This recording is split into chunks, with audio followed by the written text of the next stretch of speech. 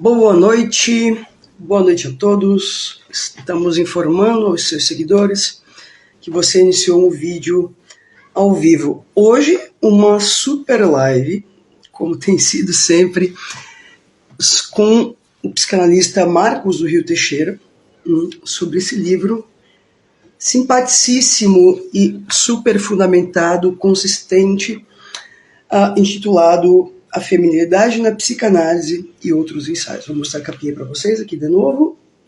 Livro do Marcos do Rio Teixeira, publicado pela editora A Galma. Eu vou encaminhar agora o convite para o Marcos, que é psicanalista, diretor da editora A Galma, membro honorário da Associação de Psicanálise de Maringá, Ato Analítico, autor de Genealogia do Banal, Vicissitudes do Objeto, O Espectador Ingênuo, Psicanálise, Cinema, Literatura e Música, Vestígios do Gozo Irreal, Simbólico e Imaginário no Ensino de Lacan, uma introdução. Pessoal, só me avisem se o som está bem.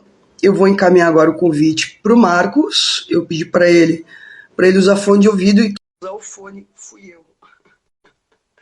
Essas partes, mas se vocês estiverem me escutando bem, tudo certo. Convite enviado para o Marcos. Vamos ver se o Marcos recebe o convite. Ô Marcos, que prazer! O prazer é meu, Michele. Deixa eu te falar, sabe o que eu lembrei hoje?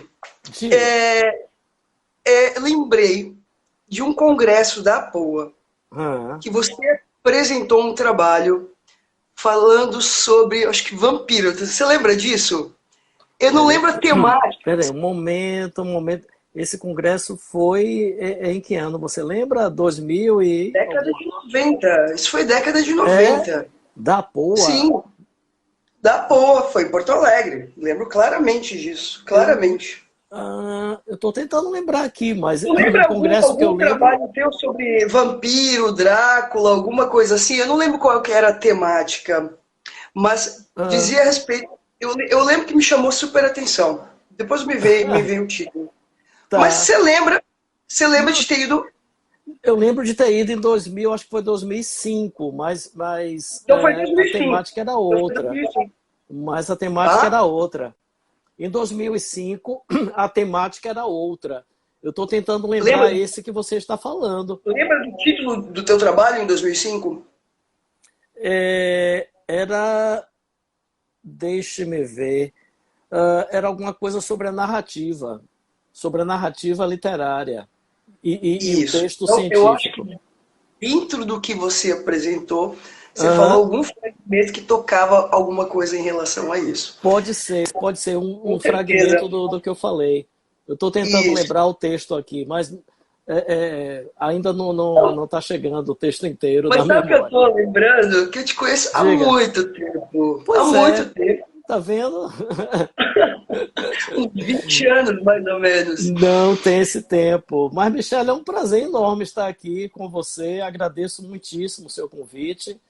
E, enfim, vamos ver o que é que vai rolar desse papo. Vamos lá, então. Eu achei o teu livro extremamente simpático, leve e gostoso. Tá? Obrigado. Eu vou ler a orelha, que eu gostei muito. É curtinha. Rapidamente, tá? Sim, ok. Olha só, pessoal, a orelha do livro. A feminilidade retorna à cena. A afirmação pode parecer estranha. Afinal, a feminilidade jamais deixou de estar na moda. De estar presente na cena social, nos discursos, muito menos, é claro, de existir na vida de cada mulher. Podemos pensar que esse retorno se deve, em parte, as discussões sobre o feminismo e ao papel das mulheres na sociedade. Como se situa a psicanálise nesse debate? Que eu acho que é um ponto fundamental que você toca.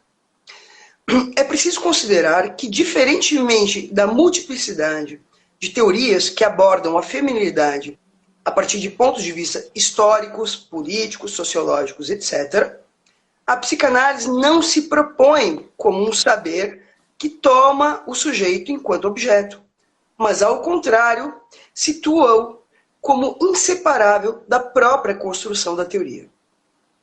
Há que se considerar, portanto, Como cada mulher se pensa na sua condição feminina.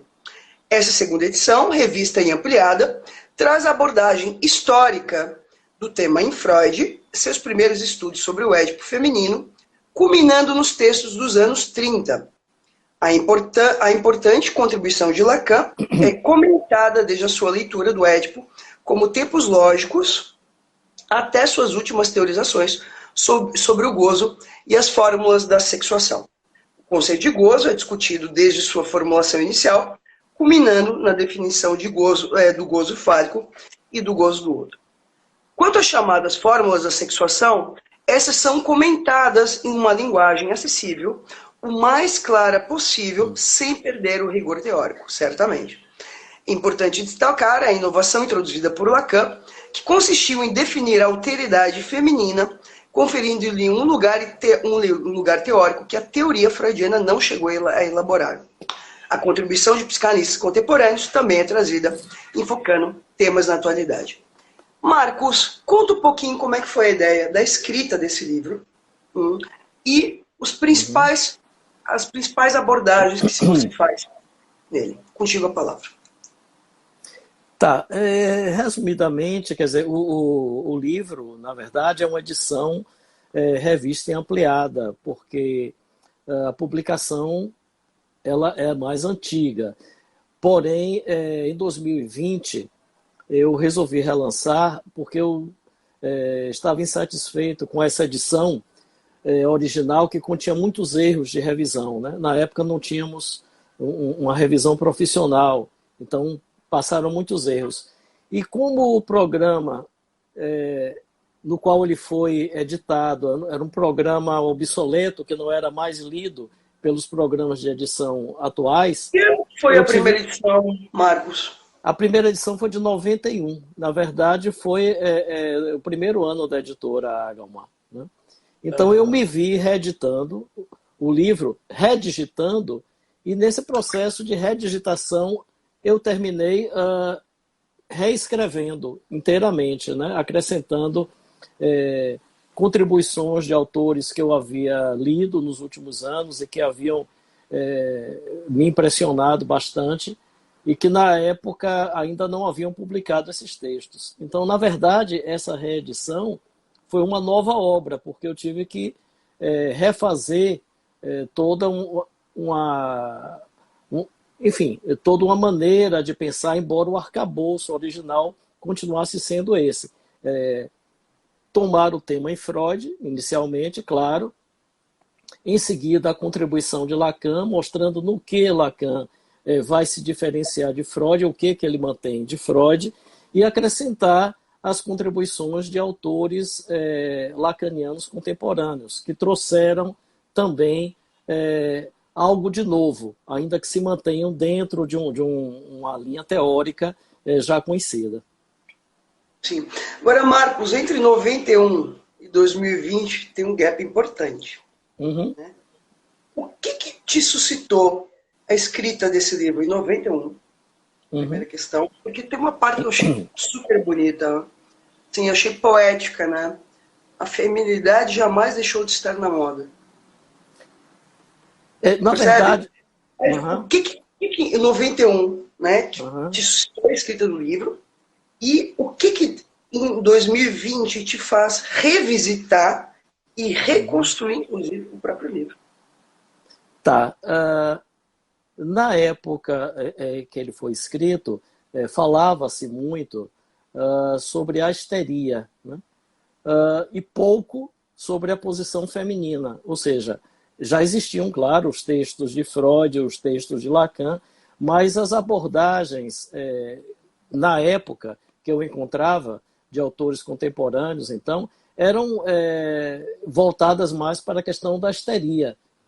E houve um livro que me impressionou bastante, que foi Os Novos Estudos sobre a Histeria, de Charles Melman, que é um livro de 85, 86, se eu não me engano, e que foi traduzido no Brasil cerca de 2 anos depois, e que trazia uma leitura de Lacan que até então eu não conhecia. Então esse livro foi muito marcante para mim.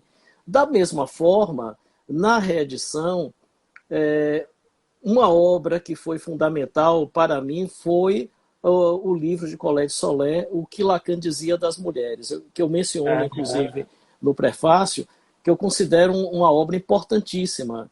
Eu acho que Soler trouxe uma abordagem do tema que até então você não encontrava, ou encontrava aqui e ali alguma coisa muito dispersa. Então eu considero que, para mim, o que me marcou nesse segundo momento de retomar o tema foi o texto de Soler. O que no texto de Soler, que pontos que te chamaram a atenção? Eu acho importante, Marcos, até para tem pessoas que são de outras áreas que estão escutando, Sim, né? Bom, assim como... O que Quais foram os atenção? pontos do texto de Soler Tá. que se destacaram para você, que foram fundamentais? Perfeito. Olha, eu acho que o que se destaca em primeiro lugar é a leitura cuidadosa que ela faz, tanto de Freud quanto de Lacan.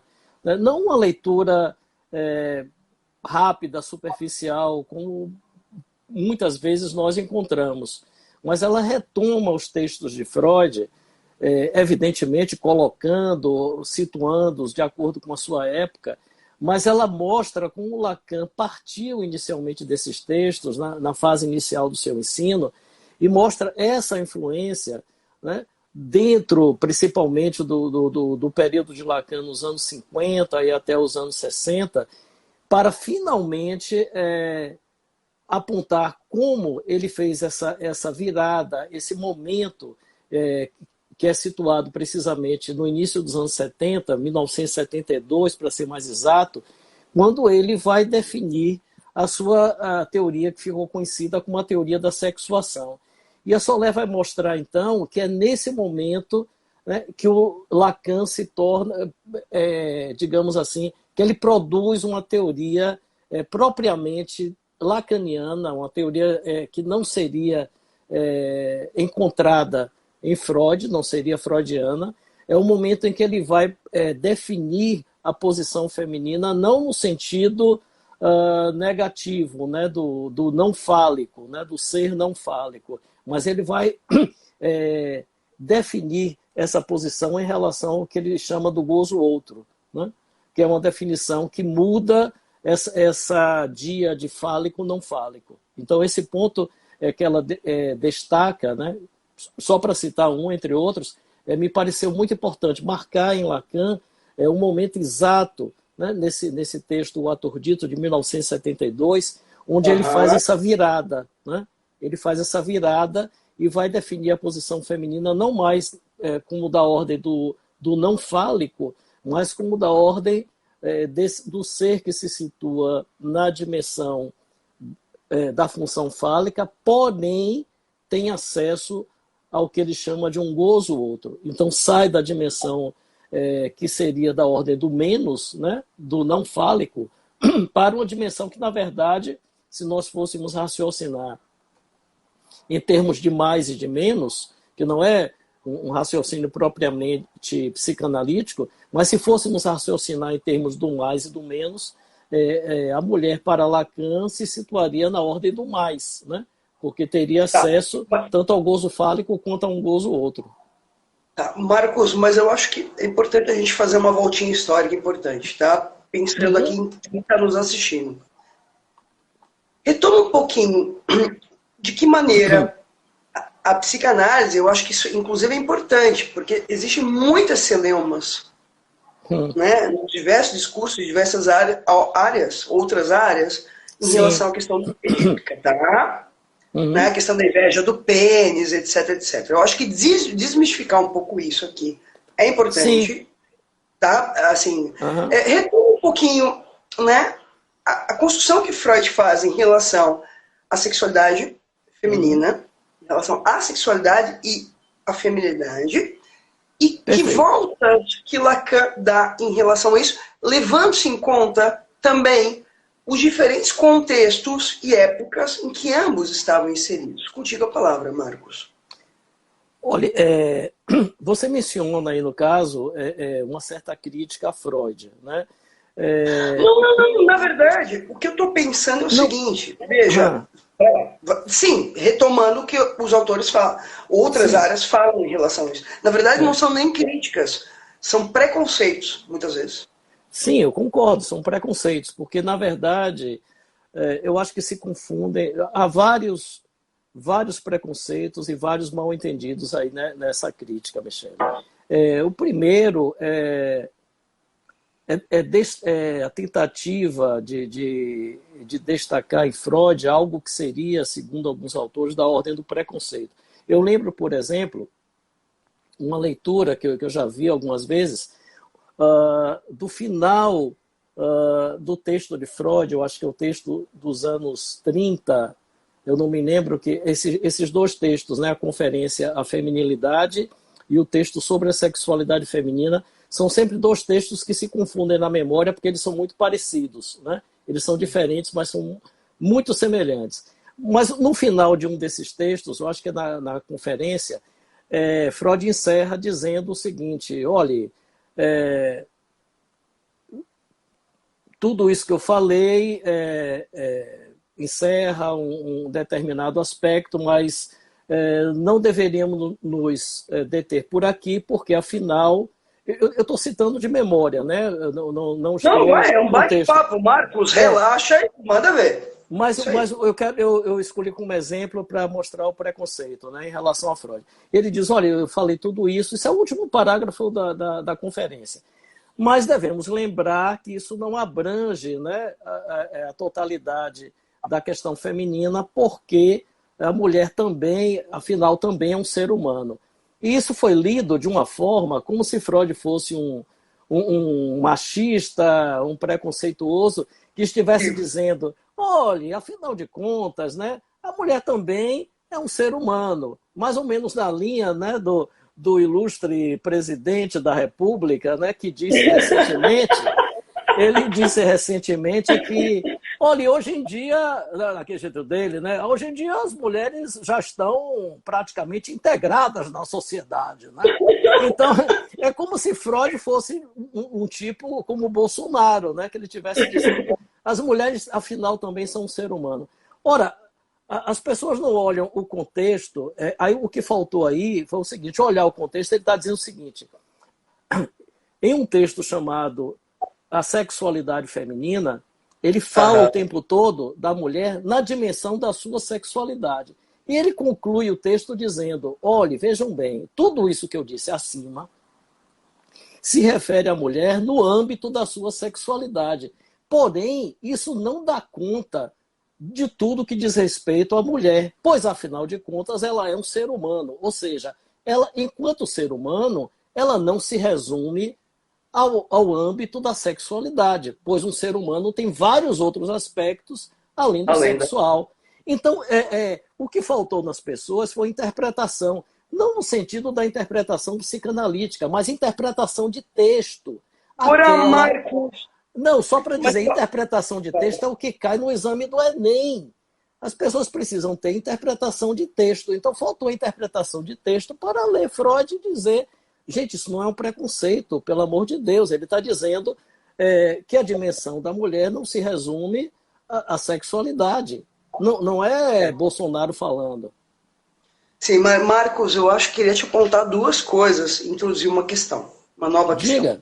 Diga, Eu acho diga. que primeira questão que a gente teve um problema seríssimo de tradução das Sim, obras de Freud, dos textos de Freud para o português. Primeira questão. Tanto que muitos certamente. psicanalistas, durante muitos anos, não liam, né, que foi a partir da tradução inglesa, né, Uhum. não liam, né, as obras completas em português, liam em espanhol, em francês, enfim, por conta dos É erros verdade.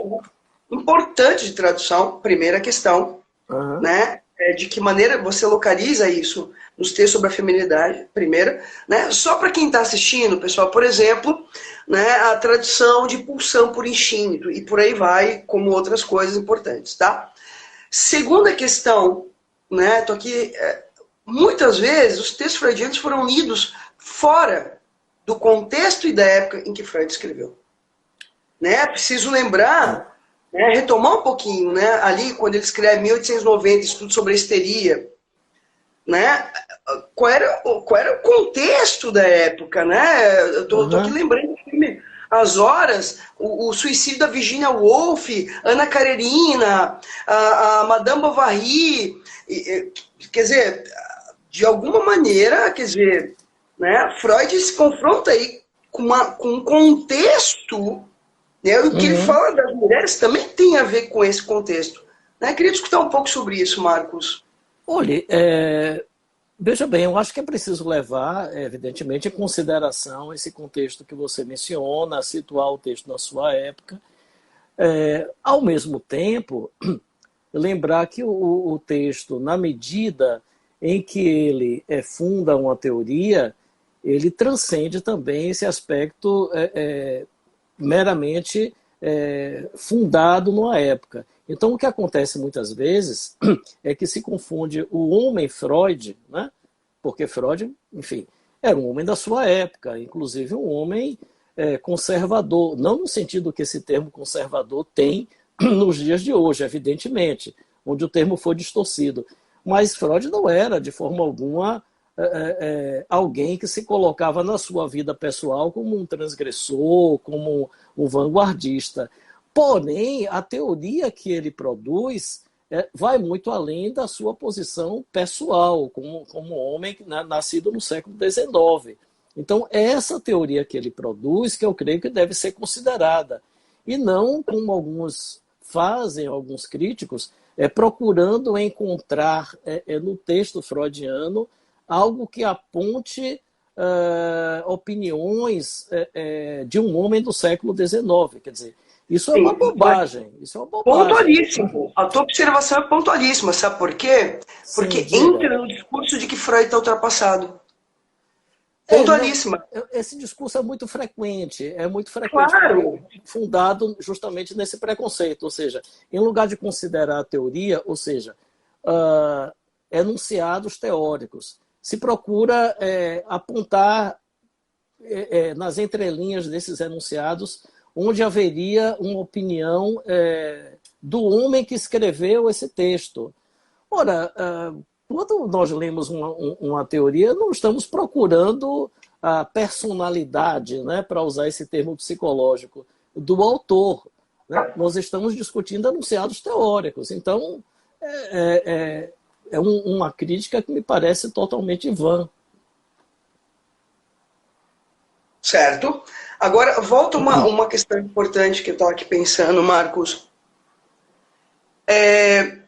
Quando Freud, né, começa a escrever sobre a histeria, Uhum, né, e fundamentalmente sobre a fantasia de sedução, teve momentos fundamentais da escrita do texto freudiano em que ele dá viradas importantes. Uma delas que eu lembrei foi quando ele uhum, começa a se confrontar, começa a escutar as histéricas, começa a escutar, né, elas falando de uma sedução paterna, e Freud lá uhum, pela assim, gente, não é possível que essa mulherada toda foi abusada, certo?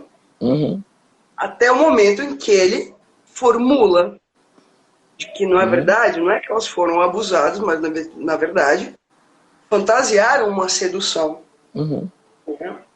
Que retoma aí a questão do Édipo, né? uhum. Queria discutir um pouco em relação a isso, né? Retomando um pouco, e aí gostaria que tu retomasse um pouco, né? Que construções que Freud faz em torno do feminino Uhum. e que voltas que Lacan dá em relação a isso, que é o que tu basicamente retoma no livro, né?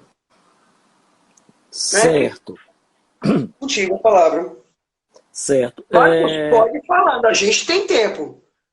Não, tudo bem. O entrevistado aqui é você.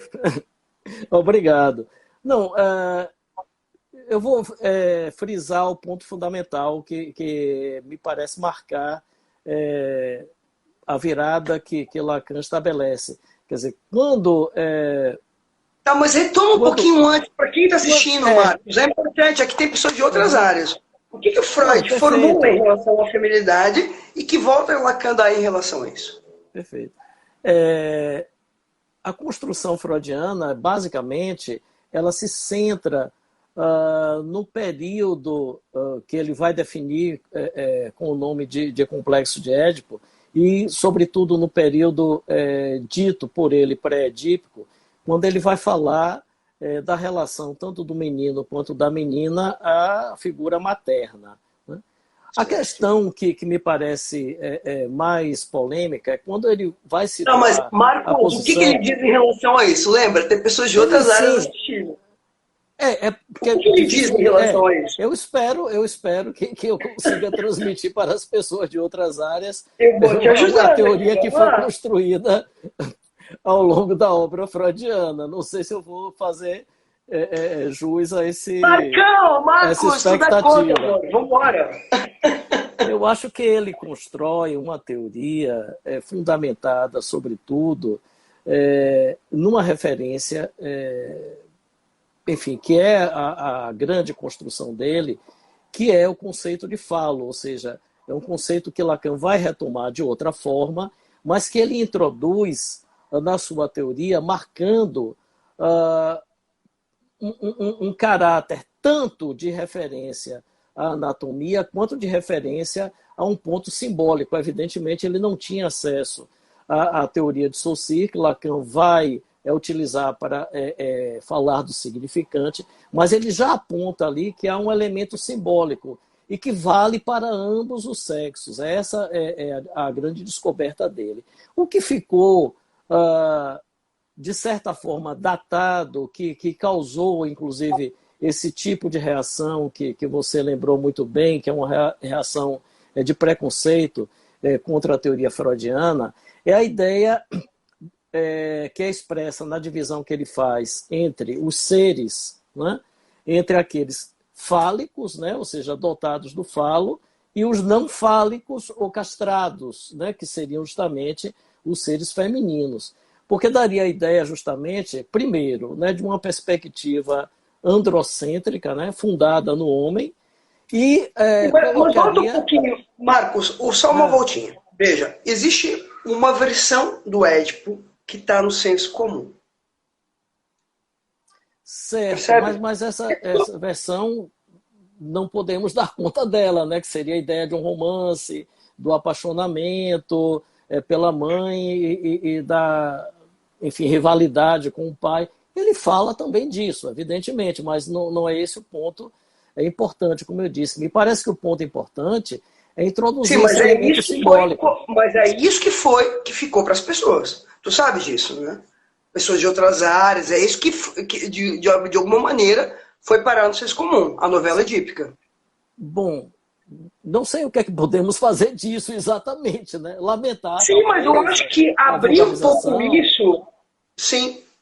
Lamentar, talvez, a vulgarização da leitura da psicanálise, mas, enfim, tentar fazer uma leitura correta, é o máximo, né, que a gente poderia fazer, né, porque impedir as pessoas de compreender errado não está ao nosso alcance. Né, Michel? Mas qual é a compreensão que está errada nessa vulgarização da psicanálise no senso comum, em relação a essa questão edípica, Marcos? Eu acho que isso é importante. Não sei, talvez seja o maior erro seria reduzir essa ideia de um romance, de um apaixonamento do menino pela mãe, a rivalidade com o seu pai e o medo de perder o pênis porque vai ser castrado no sentido literal, né? Foi essa versão que ficou, né? Mas, enfim, como eu disse... E da menina, qual é a versão que ficou em relação a isso? Da menina ficou justamente, né, como eu dizia, a ideia de que ela se situaria do lado do menos, né, do lado de um ser que não disporia, né, de um órgão masculino e que, portanto, estaria na ordem do menos, que seria uma espécie de menino diminuído, né, de um menino a menos. Isso, de certa forma, é justificado pela teoria na medida em que Freud não situa exatamente algo que seria específico da posição feminina. É nesse ponto que eu queria chegar. É esse o ponto que ele não tem as ferramentas teóricas para colocar a questão, né?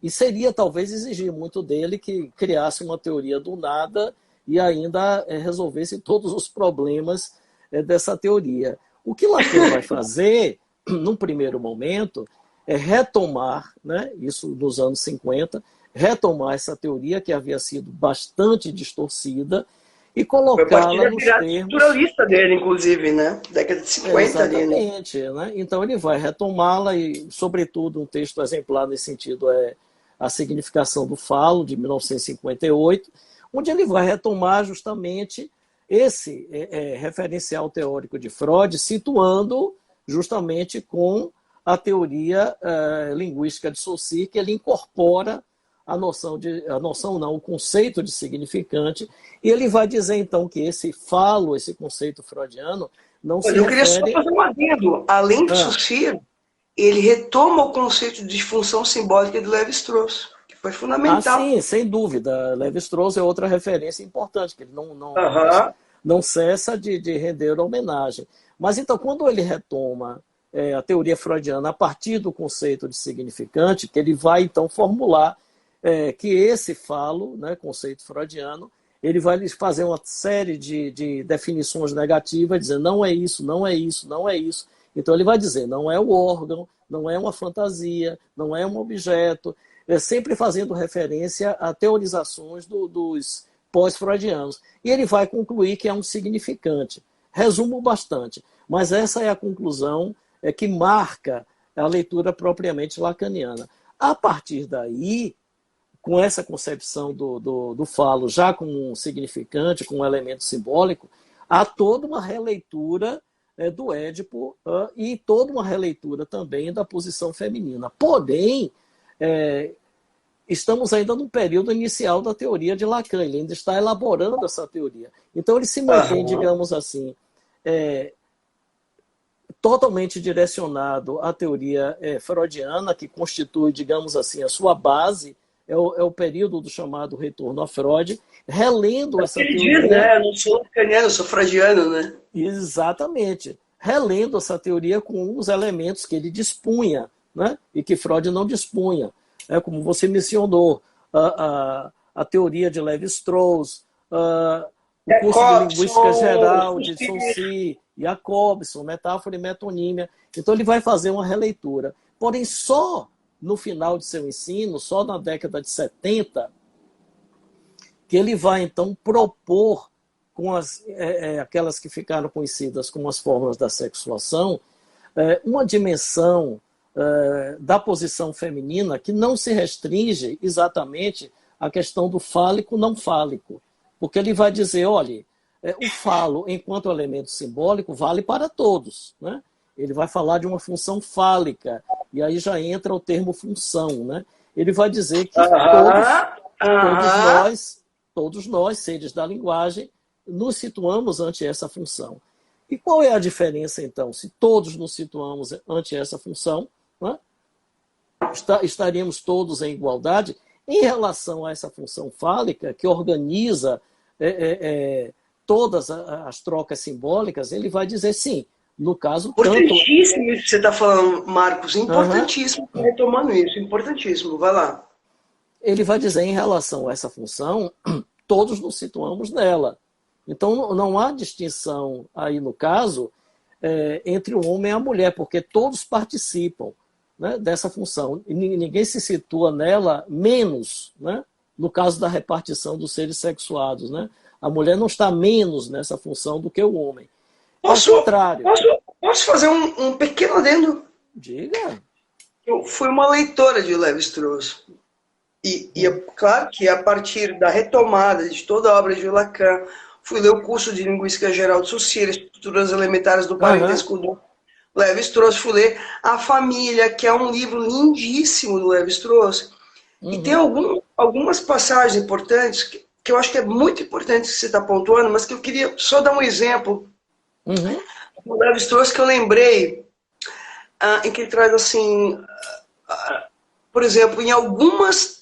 Porque quando ele fala em função, ele vai falar em lugar vazio inscrito no discurso. Ele não está falando de uma pessoa. Ele está falando de um lugar no discurso. Né? E ele diz assim, em algumas famílias, isso é Lévi-Strauss falando, não é Lacan. tá? Uhum. Em algumas famílias em que... Algumas famílias não, o nome desse livro que eu estou citando é A Família, do Levi-Strauss. Ele assim, em algumas tribos em que, por exemplo, os homens são nômades, não sei o quê, as mulheres estavam autorizadas a ocupar o lugar de Uhum. varão naquela família, Uhum. certo? As mulheres, as mulheres. Uhum. E é interessante porque quando tu fala na função fálica, né? Enquanto algo que de alguma maneira redimensiona ou Uhum. que dá uma certa regulação às trocas, também toca um tanto nisso, né, Marcos? Porque veja, não se trata da mulher de carne e osso, que nisso eu acho que é a volta que de alguma maneira a psicanálise dá a partir dessa Uhum. retomada da antropologia, da linguística, da fonologia, né? Que Uhum. tirar o foco da novela edípica, né, da lógica da pessoinha de carne e osso, né? Mas, né, justamente poder pensar isso, né, numa ordem simbólica ou a partir dos 3 registros, né? Antiga palavra, Marcos. Sim. Na verdade, Lacan ele já retira o foco de uma descrição, digamos, imaginária do Édipo, já na sua primeira leitura, ainda dos anos 50.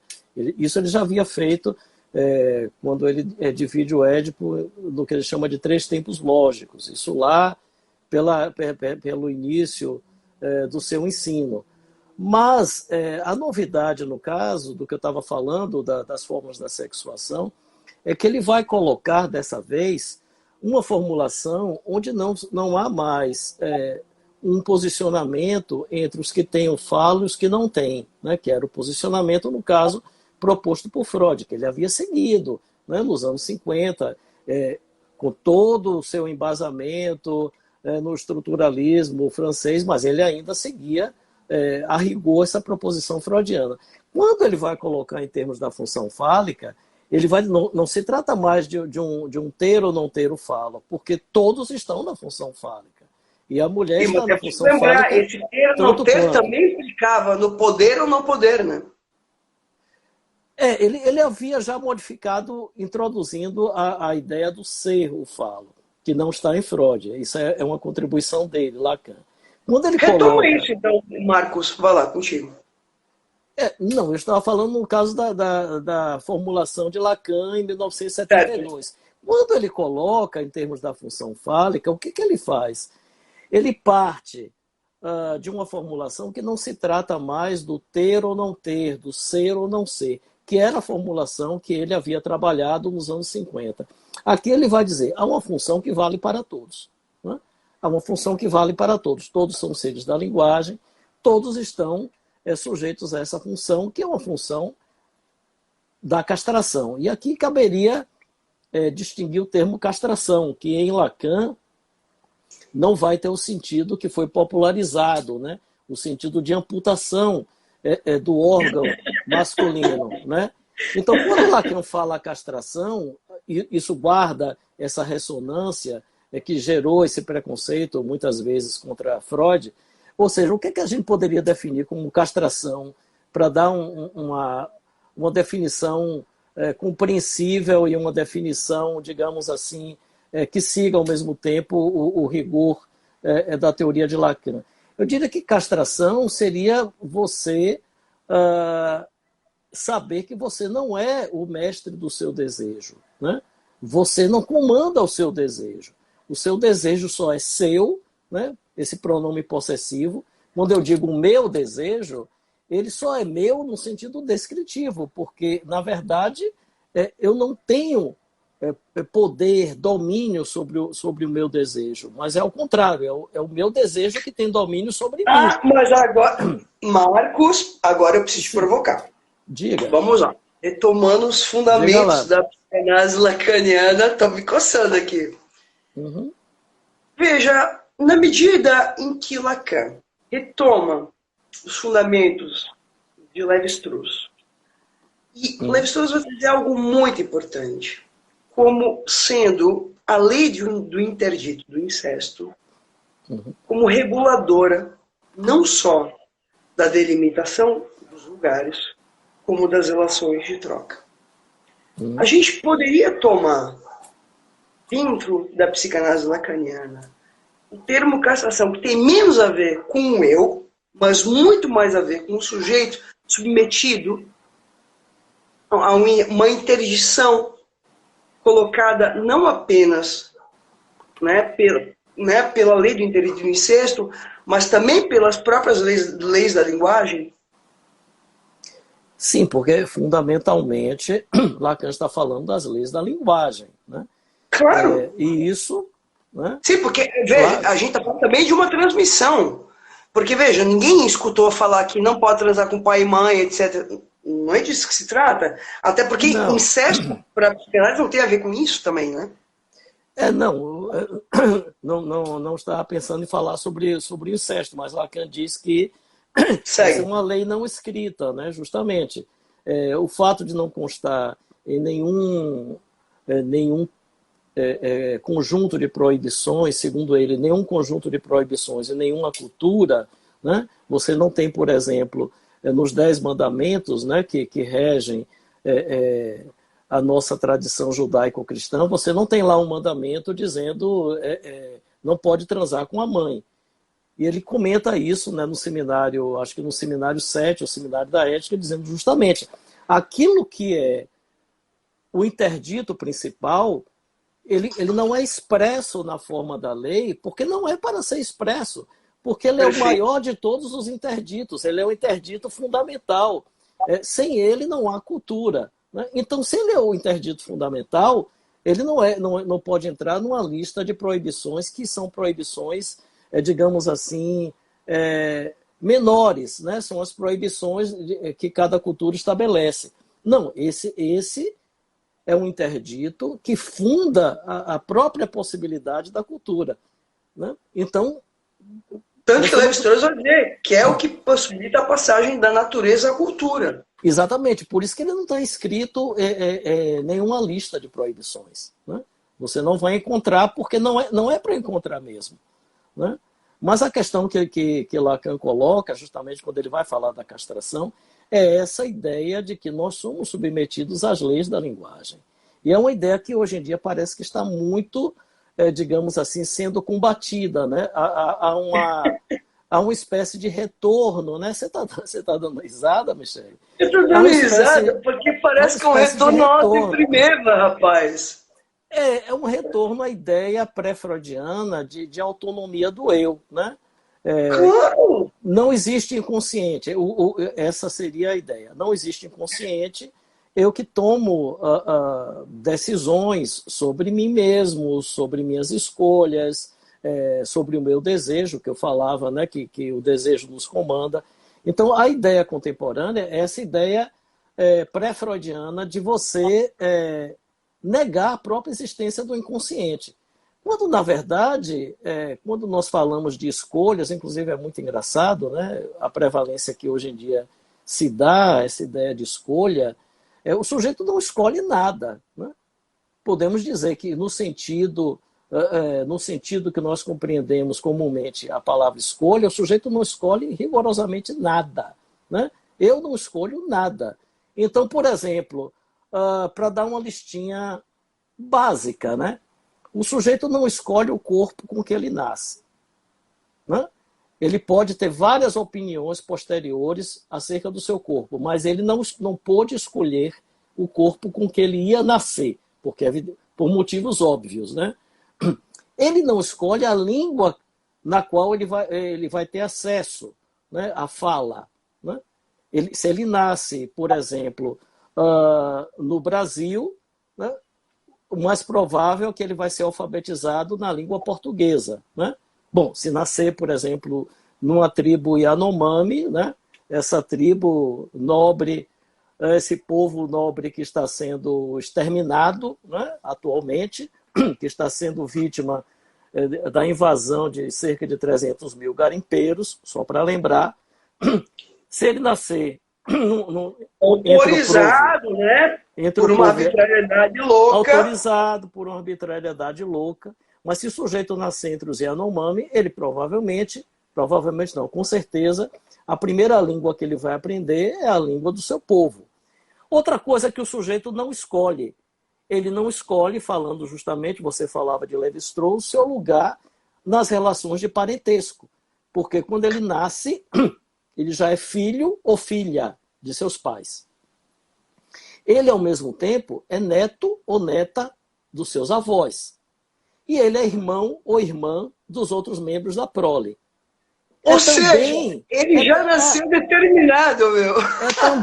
Ele é também sobrinho ou sobrinha dos irmãos e irmãs de seus pais e é primo ou prima dos filhos dos seus tios e tias. Ele não pode escolher o lugar que ele ocupa na árvore genealógica das relações de parentesco. Então, uma questão, aliás, que eu me pergunto, se ele não pode escolher também o seu desejo, né, porque o desejo o comanda, de onde é que vem essa ideia contemporânea de que ele pode escolher o seu gênero? Né? Tá. Então o sujeito não escolhe. No ponto. Ele não escolhe, deixa eu recapitular, ele não escolhe o corpo com que ele nasce. Ele não escolhe a língua que ele vai falar. Ele não escolhe seu lugar nas relações de parentesco. Ele não escolhe o seu desejo. E aí parece que hoje em dia se diz que ele escolhe o seu gênero. Baseado em quê, exatamente, essa autonomia de escolha? De onde surgiu essa ideia? É muito curioso, né? Que haja psicanalistas que acreditem nisso. Deixa eu te falar uma coisa. Bom, primeiro, Hannah Arendt vai dizer que a modernidade nasce a partir dessa fantasia de que é possível recusar o passado ou, de alguma maneira, negar o passado, apagar o passado. Tanto que, veja, ela traz um exemplo importante. A transformação dos objetos de arte em objetos de entretenimento. E ela diz uma passagem importante, que os objetos de entretenimento são objetos que são consumidos e desaparecem. Os objetos de arte são aqueles que resistem ao tempo. Primeira pergunta, tá? Primeira pergunta. Sobre o sujeito e depois sobre a questão do feminino, tá? Sobre a questão? Quantos efeitos... Sobre a questão? Não, primeiro, os efeitos desse apagamento do passado e da história, que acho que eu posso, inclusive, dar uma pista. Isso que acontece hoje no Brasil, e que aconteceu a partir lá do impeachment da Dilma. Um monte de gente foi pra rua pedindo retorno à ditadura. Ou gente defendendo o nazismo. Eu tive nos campos de concentração. Foi a coisa mais horrorosa que eu já vi em toda a minha vida. Né? Quer dizer, pedir um retorno de ditadura, campos de concentração e o caralho a quatro, Marcos, isso é uma ignorância e uma recusa da história que é da ordem quase da loucura. Tá? Primeira questão. Ou seja, de alguma maneira eu te lanço uma pergunta e uma resposta ao mesmo tempo. Né? Que esse apagamento da história transforma a temporalidade do sujeito num eterno presente. Ou seja, como se não tivesse passado. Né? Então vem essa lógica de que, bom, já que, né, temos democracia, vamos pedir um pai que bote a casa em ordem, como se tivesse um ser único que fosse responsável pelo mundo e eu, sujeitinho aqui, não me responsabilizo. Né? Nem pela polis, nem por nada. Primeira questão. Segunda questão, Marcos, que efeitos que, dentro disso que você está trazendo, né, em relação à feminilidade, porque tem uma passagem aqui do teu livro que você vai falar também sobre a questão do feminismo. Né? Que efeitos, a quantas anda a questão do feminino hoje para as mulheres? Porque, veja, de alguma maneira, essa também tentativa de mudança de gênero, vou te dar um exemplo clínico, de pouquíssimo tempo atrás. Recebo na minha clínica uma garota de 16 anos.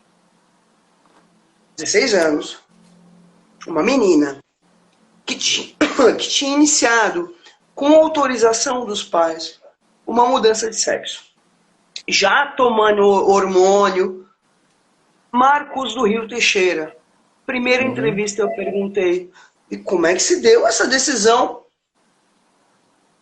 Me caiu os butiá do bolso, Marcos. vendo vídeo no YouTube. Uhum. E sabe o que eu disse para essa menina? Não se toma uma decisão como essa vendo vídeo no YouTube, Marcos. Tu Sem percebe? dúvida, sem E dúvida. mais, com a anuência dos pais. Mas que porra é essa, meu? Que mundo que nós estamos? Tem algo gravíssimo aí acontecendo. Que diz respeito. Veja, é a mesma coisa de dar um carro para uma criança de 2 anos de idade, meu. Que é isso? É da ordem da loucura, quase. Queria discutir um pouco sobre isso, Marcos. Bom, voltando ao que eu estava dizendo, se você parte de um princípio, né? Quer dizer, ninguém é obrigado a aceitar esses princípios da psicanálise, de que não há uma autonomia, que ninguém escolhe nada, né? Que há um inconsciente atuando sobre as minhas escolhas, né? Evidentemente não é uma proposição simpática, não é uma proposição alegre, não é algo que está em sintonia com a ideia, né, de uma vida feliz, de viver bem, enfim, é algo que é totalmente Mas por contrário. que não? Por que reconhecer Mas, as determinações não torna bom, por conta do que nós sabemos que, evidentemente, os discursos que regem a sociedade vão no sentido contrário, né? Então, há uma percepção do sujeito como autônomo que é extremamente simpática e atraente, muito mais do que você falar que você não como Freud dizia, senhor em sua própria casa. Bom, essa é uma questão. A outra questão diz respeito a essa ideia de uma autonomia de escolha sobre aquilo que se chamaria talvez de uma identidade sexual imaginária, para usar um termo mais próximo da teoria psicanalítica orientada por Lacan. A ideia de que o sujeito possa escolher é uma confusão, porque evidentemente que as posições sexuais, né, as posições de gozo propostas por Lacan, elas não são sinônimo de diferença anatômica. Ele não está dizendo que Desculpa te quem cortar, nasce Marcos. com Eu uma quero te falar uma coisa. anatomia, só para concluir, né, que eu estava Tá, vai. tentando colocar. Ele não está dizendo que a posição masculina é própria de quem tem uma anatomia macho e que a posição feminina é própria de quem tem uma anatomia fêmea. Primeira distinção, né? O sujeito não precisa se adequar, colar à sua anatomia aquilo que é designado como uma posição simbólica e como as decorrências imaginárias dessa posição simbólica. Isso é ponto pacífico. Agora, a outra questão bastante diferente disso é dizer que o sujeito vai decidir, através de um momento de reflexão, ou sei lá do que, algo que seria dito do seu gênero. Então, essa ideia, por exemplo, que é um movimento contemporâneo dos pais que resolvem criar os filhos sem gênero, né? Há vários equívocos contidos nisso. O primeiro deles, e que eu comento no meu livro, é uma confusão entre fala e linguagem, que é uma distinção que não é nem da psicanálise, já está na linguística. Então, se eles acreditam, esses pais, que pelo fato de se dirigirem à sua prole, né, usando um pronome neutro, que eles estão retirando da linguagem, isso é um grande equívoco. Lacan tem um artigo que se chama Função e Campo da Fala e da Linguagem. Então, é função da fala e campo da linguagem. Então, o fato de criar uma criança modificando a fala para não usar um pronome masculino ou feminino, o que já é uma confusão, porque a língua portuguesa não permite isso. Pessoal, né? O pessoal está perguntando o nome do livro. O livro que a gente está contando é desse aqui, tá, pessoal? Detalhe importante, hein, Michele? Detalhe importante. Tá aqui o livro, é desse livro que a gente está contando nessa live. Então, quando você acredita que modificando a fala, criando uma espécie de nova língua, ou seja, transformando a língua portuguesa numa língua sem gênero, que não existe essa possibilidade, né, na língua portuguesa. Existem outras línguas, né? Mas se você acredita que com isso você retira essa criança da linguagem, você está fazendo uma confusão, primeiro, entre fala e linguagem, né? Segundo, essa criança está na fantasia dos pais desde antes de nascer, ou seja, desde antes de ser concebida, desde antes do encontro do espermatozoide do pai com o óvulo da mãe, essa criança já estava presente nas fantasias, no plural, desses genitores. Marcos, né? mas aí Então, eu quero dar uma virada no teu discurso. Eu vou te fazer essa proposição. Diga. Porque, veja, a questão ela é tão importante, porque dentro disso que você falava, alguém escreve aqui, por favor, pessoal, o nome do livro aqui, ó. Tá aqui, alguém escreve lá, por favor, mas tá aqui, ó, o título do livro, tá? Também não tá espelhado. Como é que eu faço? Alguém escreve. A feminilidade na psicanálise. A feminilidade na psicanálise e outros ensaios. Ensaios, editora Agalma. Alguém escreve lá, por favor. Editora Agalma. Agalma. Entra no site da Agalma, vai estar lá o livro. Marcos, nesse ideal de autonomia, tem algo importante. Que é, de alguma maneira, aquilo que o Sérgio Leclerc, no livro, Mata-se uma Criança. Tu lembra desse livro? Do Leclerc? Lembro. Que ele vai dizer assim, a impossibilidade de os pais realizarem um luto da criança que não foram, do filho que não foram, dos pais que não tiveram, da família que não tiveram. Ou seja, a impossibilidade do sujeito de realizar um luto do ideal faz com que, de alguma maneira, uma criança seja morta na realidade. Frase literal do Leclerc. Veja, eu estou retomando isso porque, veja, argumentos, Marcos do Rio Teixeira, nós vamos ter. Por exemplo, uma vez eu fui quase linchada na rua porque eu disse da gravidade de manter uma criança na cama dos pais, muitas vezes, inclusive na condição de adulta, em que, quer dizer, que é interdição, porque na verdade não é dormir ou não dormir com os pais, não é de comportamento que a gente está falando. A gente está falando de delimitação de lugares, de interdição, dessas coisas. Mas só para finalizar o raciocínio. Nessa lógica de deixar a criança determinar o gênero, a gente entra em absurdos do tipo um artigo que o Rinaldo Voltolini escreveu no livro Autoridade e Violência, publicado pela POA, inclusive, é o último artigo desse livro, em que ele traz um exemplo de famílias que não dão nome para a criança, que querem deixar a criança escolher não só o sexo, Marcos, mas o nome. Mas tu percebe que isso tem menos a ver com a criança, mas muito mais a ver com uma fantasia dos pais, com uma fantasmática dos pais. Sim, certamente, que isso que tem a ver com a fantasia dos pais, que são inclusive anteriores à criança, né? Foram eles que geraram. Então, nesse sentido, eles já geraram a partir da fantasia de cada um deles. Mas só para focar no tema da live, que é justamente a questão da feminilidade, quer dizer, a feminilidade ligada a essa noção de gênero, que não é uma noção da psicanálise, torno a dizer, mas a ideia está toda centrada em torno da noção de autonomia, ou seja, da noção de que essa criança é capaz de escolher. Mas escolher o que exatamente? Se, como eu disse, para ela ter acesso à linguagem, né, tudo bem, já é um ser que já é, como Lacan diz, já nasce banhado na linguagem. Mas observem, é um sujeito falado, né? A distinção é essa, não é ainda um sujeito falante.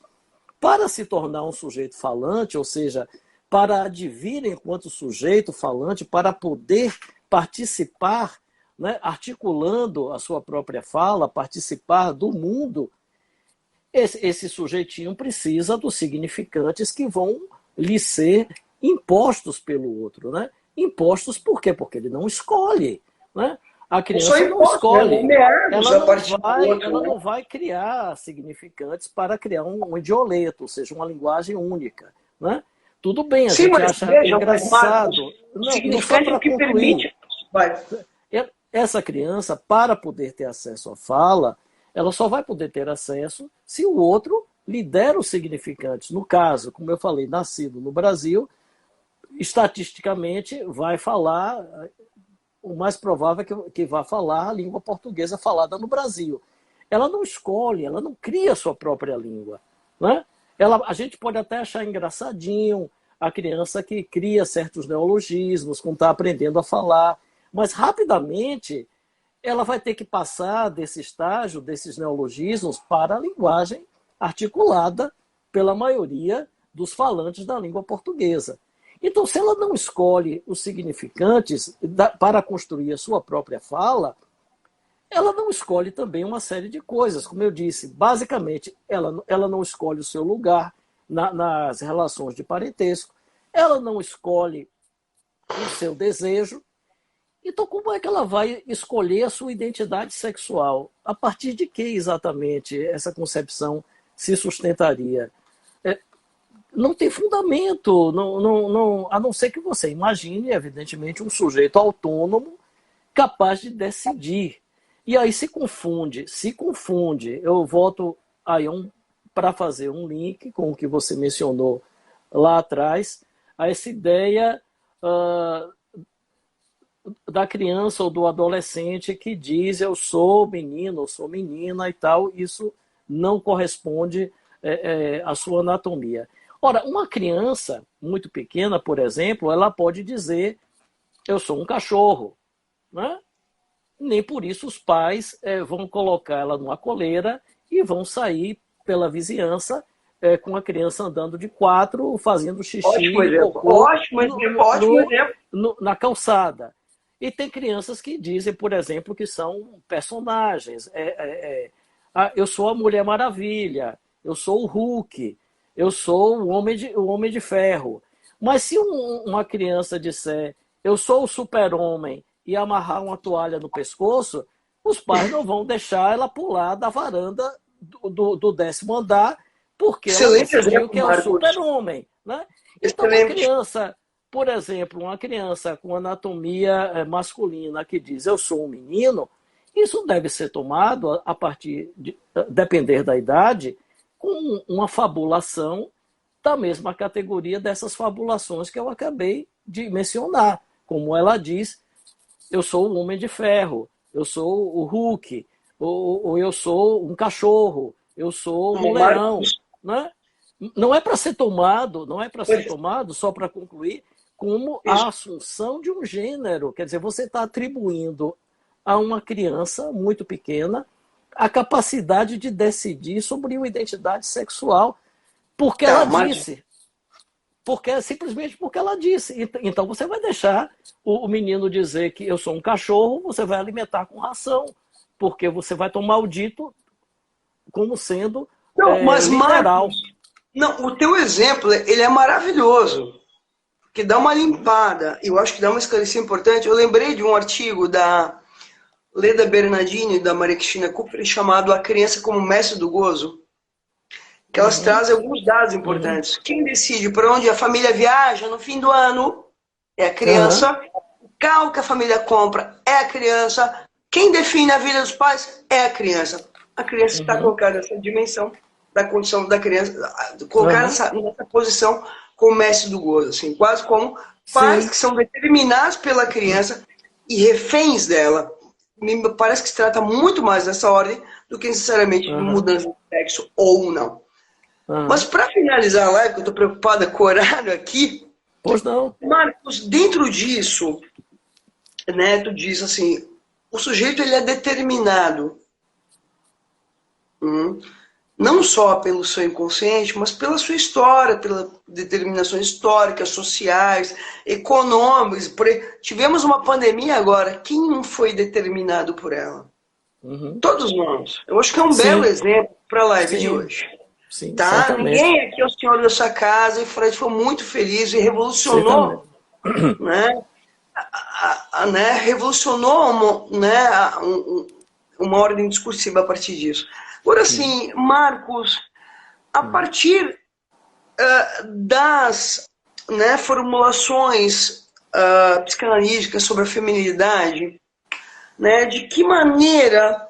Porque quando eu te fiz um apontamento, né, que a lógica, esse imaginário edípico em torno do ter é poder, também alimentou durante muito tempo a ideia de que ter um pênis autorizava alguém a ter um poder a mais sobre o outro, certo? Ou ter mais força, ou ter... O que também jogou as mulheres numa condição de rivalidade com os homens. Mulheres, né, ultra musculosas, ultra potentes, ultra competentes, o que não deixou de produzir os seus problemas. Mas me fala um pouco, se a gente pudesse discutir um pouco agora rapidamente, né, a gente tem pouquinho tempo, quais as contribuições que a psicanálise trouxe? Né? Eu acho que, não sei se a gente não vai precisar fazer mais uma live, porque teu livro ele é recheado de coisas importantes. Olha, eu diria brevemente que a contribuição de Lacan, quando ele define o falo como significante, é justamente mostrar que esse desligamento da anatomia, ele faz justamente com que o falo, enquanto um significante do poder, porque o falo é um significante do poder, mas esse poder não precisa ficar ligado à anatomia. Então, o que é que quer dizer isso? Quer dizer que alguém, um ser com anatomia feminina, pode perfeitamente apropriar-se desse significante fálico e exercer uma posição de poder. Eu não preciso ir muito longe, né, para falar das mulheres que exerceram posições de poder, inclusive comandando nações inteiras, nações poderosas, como a Angela Merkel, só para dar um exemplo, um único exemplo. Então é para mostrar o seguinte: o significante do poder não se cola ao órgão masculino, como na leitura vulgarizante da psicanálise que se fazia antes de Lacan. Porque, enquanto o significante do poder, ele pode perfeitamente ser apropriado por uma mulher. Acabei de dar um exemplo. Passaria aqui a noite dando outros exemplos. Por sinal, é uma delícia falar contigo, sabia, Marcos? É uma delícia falar contigo. Muito bom. Igualmente. Então, o significante do poder, ele circula na linguagem, ele pode ser apropriado por quem correu o risco e se dispuser, porque evidentemente há riscos, né? Há preços a pagar, correu os riscos de assumi-lo, né? Assumir esses riscos, de tomar esse significante do poder e exercer, né, esse poder. Então, esse seria o ponto que eu acho onde estaria mais evidente a contribuição de Lacan. Lacan nos permite fazer essa leitura. Eu estou aqui fazendo essa leitura graças a Lacan, né? Graças a Lacan, que desligou, no caso, o significante fálico do órgão. Traz algo lindíssimo, né? Porque também rompe com essa rivalidade imaginária. Essa rivalidade, eu vejo coisas assim, francamente deploráveis, porque outro dia alguém me mostrou, né? Porque, enfim, as pessoas mostram essas coisas, onde uma pessoa, enfim, do meio psi, expunha fotos de grupos de homens, onde mostrava, por exemplo, um grupo de mulheres, né, consideradas muito atraentes, muito bonitas, e colocava assim: significado da expressão tanto faz. E aí seguia-se todo um discurso para mostrar: olha que absurdo, que coisa pejorativa, que coisa deplorável, olha como eles veem as mulheres, etc. e tal. E eu lembrei imediatamente que eu já vi uma foto semelhante postada por mulheres, onde aparecem homens e diz exatamente a legenda: significado da expressão tanto faz, mostrando atores de Hollywood muito atraentes, né? Os gostosões. Então eu quero dizer, o que que adianta você ficar apontando, né, o que seria da ordem do preconceito? E isso traz algum benefício? Isso vai melhorar de alguma forma? Mas Marcos, acho que tem um ponto aí importantíssimo que toca também o quanto tem menos a ver com homens ou mulheres, mas toca muito mais na questão de uma rivalidade infantil. Hum, Percebe? Retomando aí a definição freudiana de que o inconsciente é sexual e infantil. hum. Né? A live de hoje foi muito linda. Eu gostei muito, Eu Marcos. também gostei muitíssimo. Gostei Muito! muitíssimo. Eu acho que mereceria mais uma live, mas eu queria muito. Uhum. Na próxima semana eu tenho uma live com a Regina Freire, com a Juliana Mori, trabalhando a questão da fonoaudiologia, o encontro da fonoaudiologia e a psicanálise, que ela vai retomar um pouco, e a Copson, o Sucir, esses encontros Uhum. importantes, os fundamentos da teoria de Lacan. Depois tem uma outra live com a Juliana sobre a condução da clínica, depois uma live com o Quiné, e eu proponho a Tá com próxima uma com você. programação boa, viu, Não, você? mas Marcos, eu resolvi esse ano, para esse projeto, Histórias e Bastidores da Psicanálise, Uhum. justamente retomar livros importantes, retomar os fundamentos. São lives Uhum. importantes, tá? E aí eu vou te propor para na segunda semana ali de junho, com você e com a Valéria, para a gente fazer Ah, uma live sim. sobre o livro dos 4 conceitos fundamentais. Topo. Gente, eu postei lá, ó, que livro lindo. Agradeci Uhum. Marcos já, agradeci Topo, topo. Valéria. Então tá, convite já feito, convite aceito, eu só vou consultar a Valéria. Pessoal, mais uma vez está aqui um livro lindíssimo, um livro agradabilíssimo de ler, muito bem fundamentado, super, Obrigado. super recomendo. Marcos, prazer imenso. Obrigado. Ah, editor, por sinal, tem livro nosso saindo esse mês, não?